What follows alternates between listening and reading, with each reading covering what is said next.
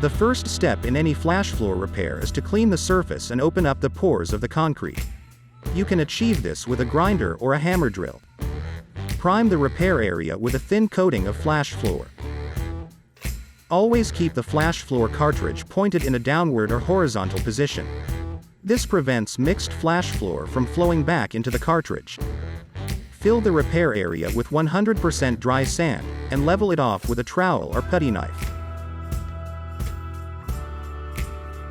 Saturate the repair area with flash floor until you see pooling on the surface. Soak up any excess flash floor with some dry sand and trowel the area smooth.